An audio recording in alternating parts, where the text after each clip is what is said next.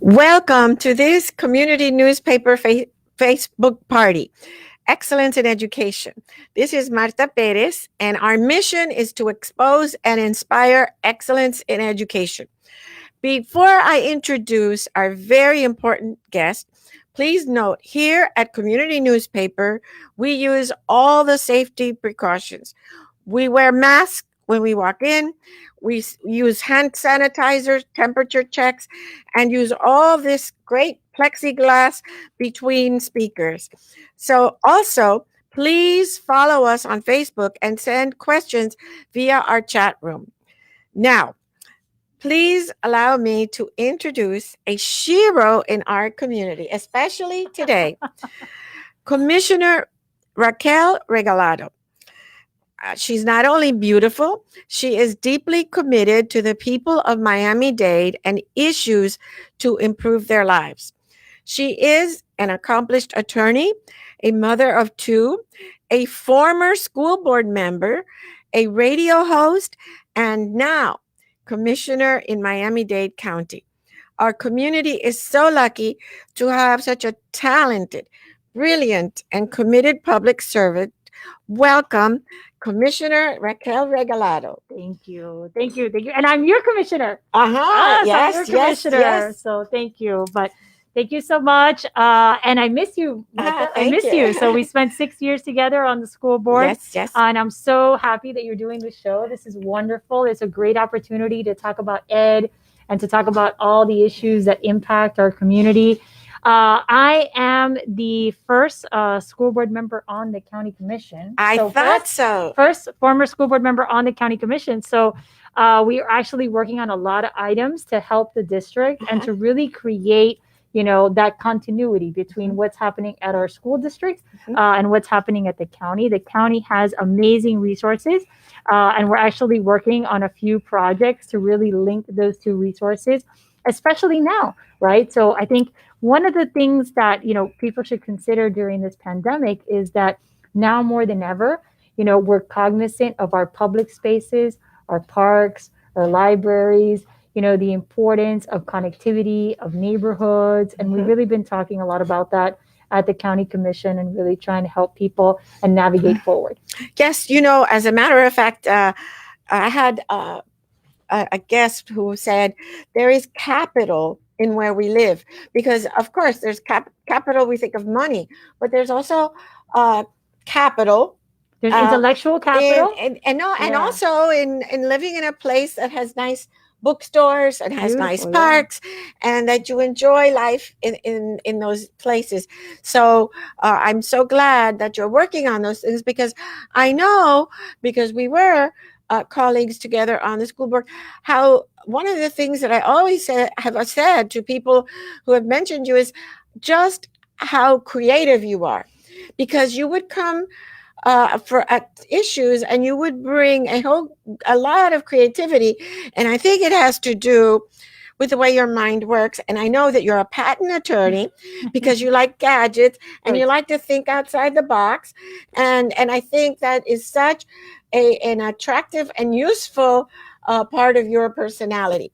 So I want to structure this, and I wish we had 2 hours, but I want to three things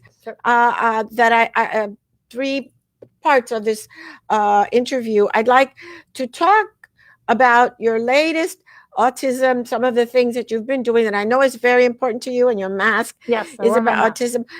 Then I would like, this is excellence in education, and we need to educate so many people about what's happening with the COVID-19 shots and the seniors and all of that.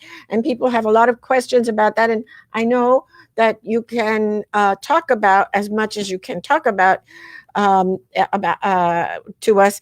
And thirdly, I do also want to talk about your background, because I want to talk about your very interesting parents with an S, and some of the things and how you grew up the way you did, and some of the lessons that you learned, because you had two very dynamic and interesting parents as well.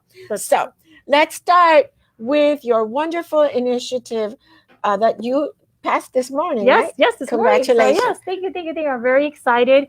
And I want to thank all the county commissioners who co-sponsored and co-prime sponsored this. So it was almost, it was a unanimous vote, but also a lot of commissioners decided to join this initiative. So one of the things that we talked about at the school district was the importance of providing families and caregivers with tools. One of the things that we've seen over the years is that autistic children and neurodivergent children and adults don't have access to public spaces. They just don't go to them. They don't go to libraries. They don't use transit. They don't go to the airport. They don't go to the port. They're scared of what will happen in these public spaces because they don't know really how to navigate it. So what this board item does is we pair up with NSU Card, and we're creating training videos for everyone in these departments. So every single person in the library system, every single person in transit, including STS drivers, everyone in the parks department, and then there's a few other departments, fire and police, that we added on. Everyone is going to see these training videos that are specific to their department on how to deal with a neurodivergent person, what to expect when dealing with a neurodivergent person. So just the training alone is enormous, right? Because we're talking about educating thousands of people who will then educate thousands more. And then we're also going to create social stories, and we're going to have signage across all these departments that's the same. And Raquel, why is this important? Tell us what the people who have had autism and that community. First of all, is it growing, and how do we help them, and how creative can they also be, Right. and how much value can they add if we Include them, right. concentrate on programs like these? Right. So the number of what is the neurodivergent is growing every day, and it's important for people to understand that even though over the last 20 years we've been talking about children, autism is for life. And we have autistic teens, we have autistic adults, we have autistic elderly, and the same thing with neurodivergence across the spectrum. We have people that live well into their 80s and 90s. So this isn't something that is just a little kid problem. It's just that we're dealing with the diagnosis and then some of the treatment. But what we want is for them to be included in our society, to feel welcomed. And that's why, for example, the social stories, like we're going to use transportation as an example. Allowing and fostering people that are neurodivergent to use public transit is huge. For them, it is life-changing because a lot of them rely on their parents to move them around. Mm-hmm. They don't have the ability to drive, and their parents and caregivers are scared to put them on public transit because it can be such a confusing place, right? So the idea is we're going to provide social stories so that you can talk to the neurodivergent person. They know what to expect. The social story is going to have signage. The signage is going to be the same at a park, at an airport, at a transit station, so that they know what is a quiet space, what is not a quiet space, where you can be, where you cannot be. And that way it provides predictability, and we can start moving towards independence. And the social stories allow us to then take field trips and help our kids so that they understand that they can use these modalities and provide them with independence. I always tell people, Marta, and you heard me say this several times at the school board, the hardest part of the autism diagnosis is not the diagnosis. The hardest part is when you realize that your children will live in a world without you, and that you have to provide them with access to that world. Mm-hmm. Neurodivergent people add so much, and we need to stop thinking of them as a problem and really include them and consider what they bring to the table and how they can change the dynamic. So I'm very excited about this program. It had a lot of support today. Michael Alessandri is wonderful, as you know, and I think this is really going to be a national model in terms of the next step, right? So the next step, especially for adults, really allowing autistic adults and neurodivergent adults to feel welcomed in public spaces. Wonderful, and thank you. Right off, you hit the ground running, and for representing us so well, Raquel. Thank you. Now, as I said, vaccines. That's all anybody wants to talk about. Vaccines. And, I have so many friends that are 65, and it has been craziness. Get on the phone, get Well, on, I mean, to do your this, point, do that, so, yeah. whatever. It's So the madness. message, so the first thing is the message doesn't match up with the audience, right? So that's our first problem. That's So exactly. the messaging is occurring online, on social media, and most people 65 and older do not have access to that. So what are we seeing? People that are relying on their children, on their grandchildren. It's creating Or anxiety, no one at all. or no one at all, or no one at all. Now, finally, we have a few phone numbers. So, for example, the Hard Rock Stadium finally has a phone number. Before, it was online or nothing. Now, it But has the a phone number. problem here's the problem with the phones. The phone, they ask you, what is your email? Yes, And 'cause your they wanna send you a well, confirmation. not only you may not have an email, but you may have an email. But when you give it over the phone, It's not. they don't understand. You know, that's oftentimes, you know, especially submitted- consonants are Right. confused. So I've submitted a board item. I'm hoping that it'll be heard now in February. You know, it takes a while to get things drafted. What day in and through- February? I'm hoping that it's our first meeting in February, which will be, I think, the second The is our second, first okay. meeting. So fingers crossed that I get on that agenda. But the idea is to create a comprehensive list. So, and we wouldn't be the first county that's doing this. Manatee was actually the first county that did this. The idea is that anyone that's interested would go on the county website and register. And then we would use Everbright or other platforms. I say Everbright because we already have Everbright. And that's the mechanism that would send you a text or an email or a text and an email when we have vaccine available. So this means that people only have to register once as opposed to keep telling them to go back to the site, go back to the site, and go back to the site. So the state of Florida is already working on a statewide list. They've told me that they're going to have that ready in less than 2 weeks. And there's already a number that you can text at the state level. So if you text COVID-19 to the number 888-777, you will be on 888-777. COVID-19. You text COVID-19 to that number. Okay. You will be put on the state text list. 888-777. Right. You'll be put on the state text list to receive information when there are vaccines in your area. So everybody's kind of, Broward just started a countywide, registration Initiative. system. That's the easiest thing to do. So I'm bringing it to the board. I hope it has support. I mean, I think we need to move faster. Here's and we need to provide people with something that works. Some of the people that are most anxious are, for example, people that have gotten their first shot at the zoo or at Well, they're Tropical getting their Park. second one. They're getting their second one no matter But what. where are they getting them? Well, they should have received a card. They have a CDC card Right? that has a date on there. Yes. Right. And it should be the same site.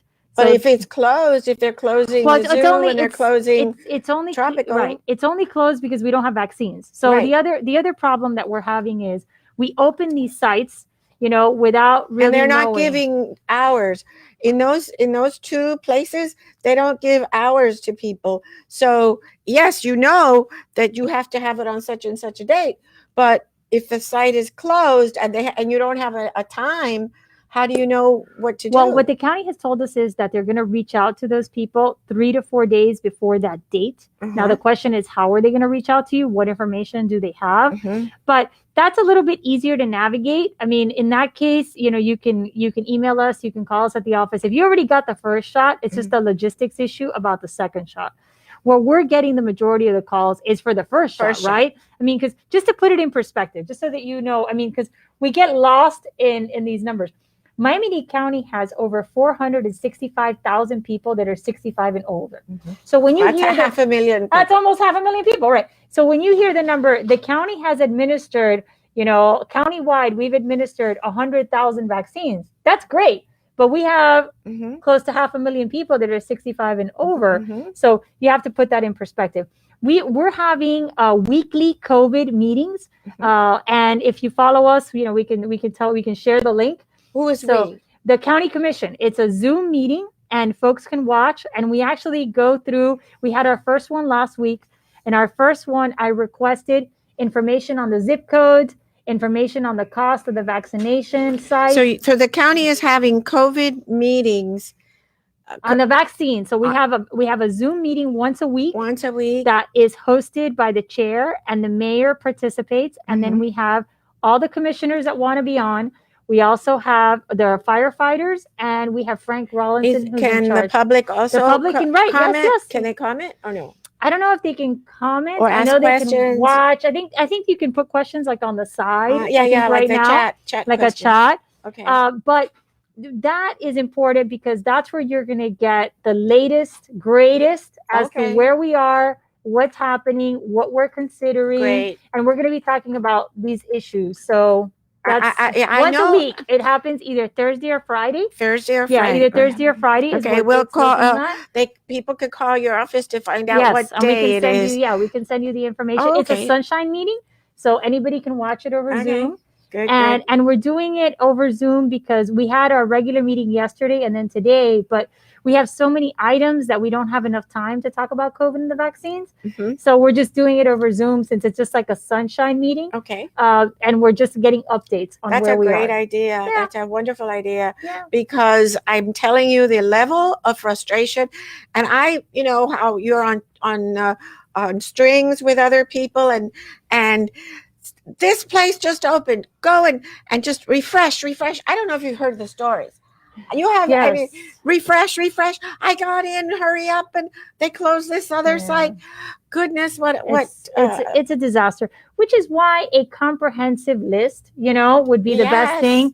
You register once, they send you the information, you just follow up. I mean, we're creating more anxiety with this. And look, it's been a balancing act. Some people say, don't create a list because you don't want to create an expectation. I disagree with that. I think we should create a list because that way people have one place to go. And that way we can disseminate information in a way that they choose. So that's why I mentioned Everbright and all these different platforms, because most people who are older, they have issues with the computer, but if you text them and if you text them the link or if you text them the number, that's a very different thing. As opposed to tell them, follow us on social media. Oh, please. That's a joke. That's a joke. I mean, I love social media as much as the next person, but how are you going to tell an 80-year-old person to follow you on social media because you're going to be posting? Well, I know it's easy to be critical, and I know everyone is working, and I'm one of those people that believes everyone in government, regardless of who you are and what, everyone is trying to get and do the right thing, particularly with this COVID. But I've heard that in Israel, they started with ages and they said, okay, 90 and above.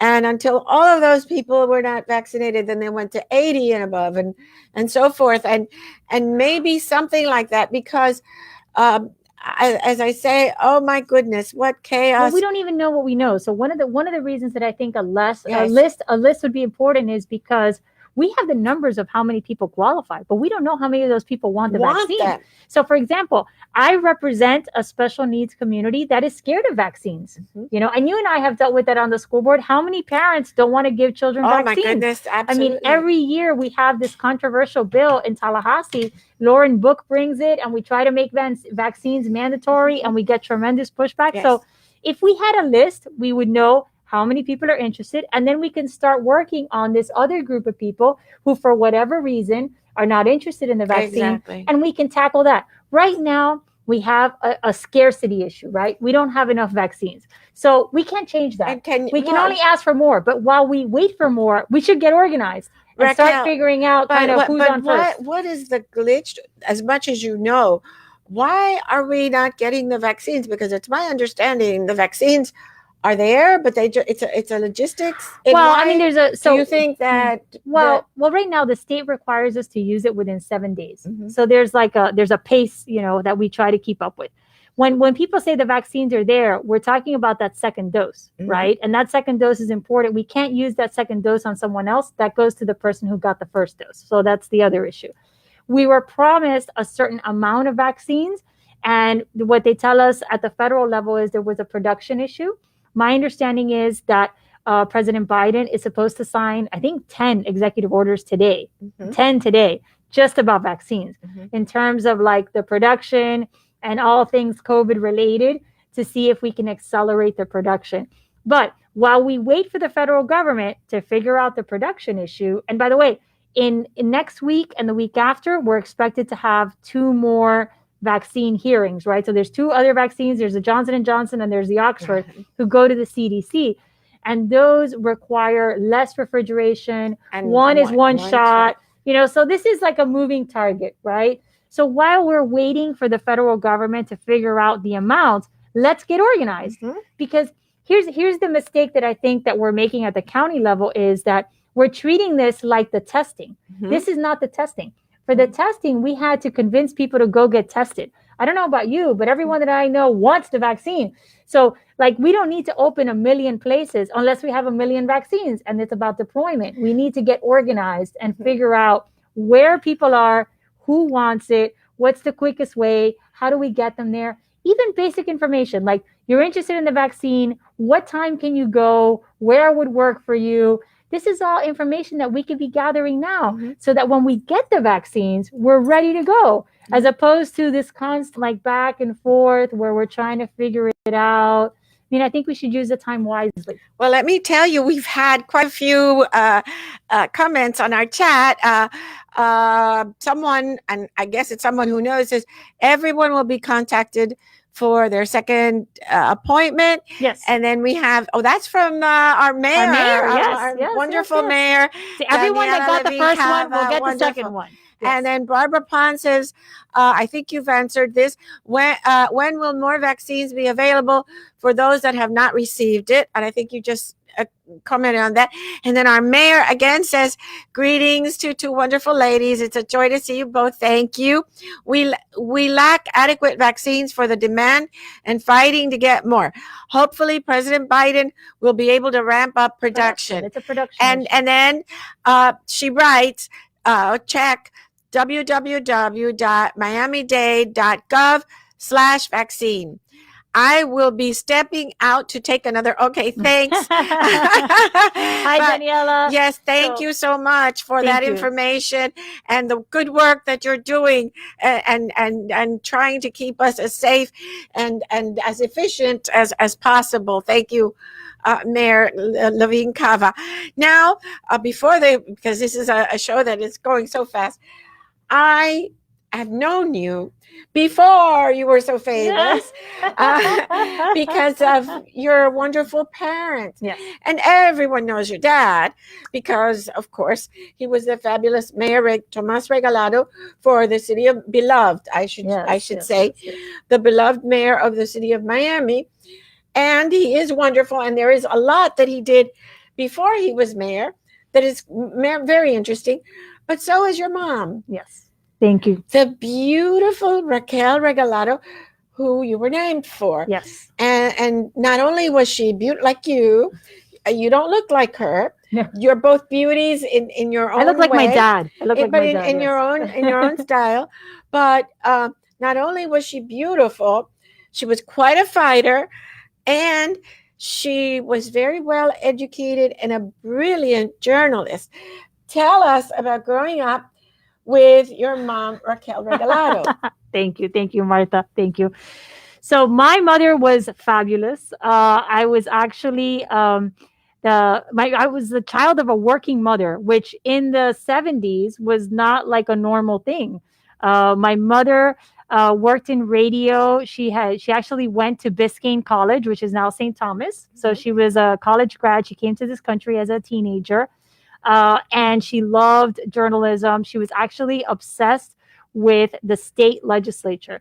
And I tell people, they always ask me about my knowledge of, Tallahassee and how the state legislature works. Mm-hmm. My mother was the first journalist in Spanish language to cover the state legislature. And she actually took me to Tallahassee every year for the legislative session from when I was 6 years old until I was 14 years old. And that's because at 14, I didn't want to go anymore with her. She would have taken me, but I was kind of done with the whole thing. And that was before term limits, when things were very different. I was raised in a radio station. My father, my mother, and my grandfather worked in the same radio station. And my father was the first Hispanic appointed to the White House press corps. So my dad actually covered the White House from Nixon to Clinton. And that was amazing because those are the things that we talked about in our dining room table. My mother loves state and local politics. And I was telling someone the other day that she actually took me to the press conference where they rolled out the half penny.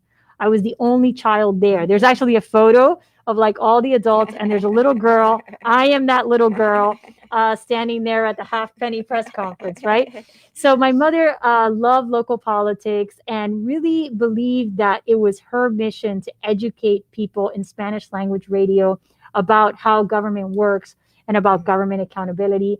She interviewed Dante Fascell. She interviewed Lawton Childs. I mean, just amazing, amazing people at a time where Spanish language radio didn't talk about local government. So when my mother passed away suddenly, my father said, do you want to do her radio show? And I miss my mother. Was such an amazing force. I mean, you knew her. I mean, she was such. She was People fearless. think that people think that Fearless. people think that Oh I'm my. like aggressive. Like I am nothing compared to my mother. My mother was She was a dainty, beautiful, one of those petite, like a petite, peach skin. and then she opened her mouth. and Yeah. then she'd say things and I go, oh wow. Yeah, she was a handful, my mother, and but she was wonderful and such a fierce advocate, such a fierce advocate. Such an advocate for ethics Yes, and for the yes, truth and knowledge and yeah. the American Relentless, way. I mean, relentless, superwoman, relentless, right? Yes. relentless, So relentless. I really enjoyed knowing her. Yeah. And she is missed because and like you say, she died prematurely and was always such a good thing for our community as you have Thank you. as you Thank are. And I'll say one thing, because I mean, for all the women that are watching, my mother taught me so much. And I remember when I was, I must have been like 6 years old, and my mother was the only working mother, like in school. Like everybody else was like a stay-at-home mom. And I remember there was like an event at school. I went to a parochial school. I went to St. Peter and Paul, and she didn't go. So I went home all like ready to give her, peace of my mind about how she didn't go to my school event. And I was like, Mom, you missed the event. She was like, you need to sit down. I love you very much and you're my priority, but I'm not just your mother. I am a wife. I am a sister. I am a daughter.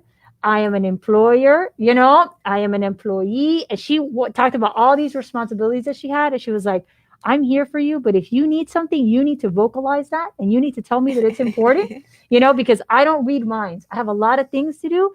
And you are not my identity. I am your parent, but it is not my only job.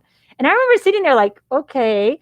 But, in terms of, being a career woman and managing children and managing responsibilities and managing expectations, my mother taught me so much. And she taught me so much about articulating what you want and being clear about your boundaries. And really telling people up front, this is what it's about.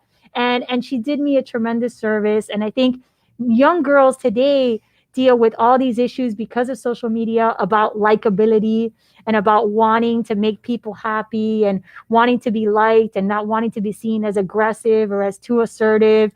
And I'll tell you this, I was always a bossy kid. That should surprise no one, But my mother always used to say, you need to make a difference.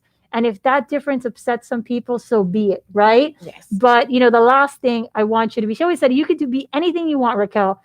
Anything you want to do with your life, I'll support you. Just don't be mediocre, because that's unacceptable. And she's like, don't be mediocre at anything. Like, as long as you're, as long as you try your best. And she really did allow us, because there's 3 of us, to really live our lives. And she allowed us to take responsibility for the things that she never came in and like solved our problems. She wasn't like a helicopter parent. When you would come to her with something, she'd be like, and what are you going to do about that?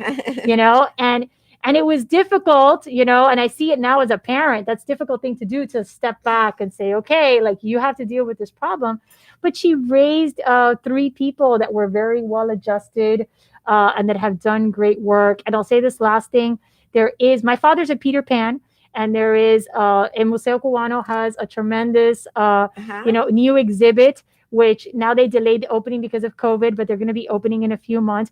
And this is a different type of Peter Pan exhibit because it not only tells their story, but it also follows their children. And I'm in it because it Oh, has the great. children and the grandchildren Oh, of the wonderful. Peter Pans, Oh, and how being the child of a Peter Pan impacted you, Good, right? So what good. it is it that you learn from this Peter Pan experience. So I think that our stories are, immigrant stories, and that our parents faced a lot of challenges. But I think that, the legacy of my family was really this love of government. And that came from my mother. My father eventually jumped on board, Uh-huh. but the one who really, truly believed in government and in media as a way to educate was my mother. So thank you for bringing her up. Well, We miss I her a must lot. say that having known her and having been her friend, I know she would be so proud because you're carrying on her legacy so well. I'm sure you're going way beyond her expectations. And our time is up. And I know you have to go, but I have pages of questions that we didn't. We'll do it get again. to. We'll do it again. But We'll do it yes, again. We'll do please, it again. please, and keep us in your thoughts, and particularly the whole COVID thing that is so concerning. Happy to report back. Happy to report And back. let us Yeah. know anytime. So thank you very much for coming. And this program is called Excellence in Education. And that is what you have done. An excellent program of educating the community. Thank you so much. And thank you for your service to the Miami-Dade County School Board. Thank you. Thank you. Thank you. Thank you. All right, folks. Bye-bye. Bye-bye.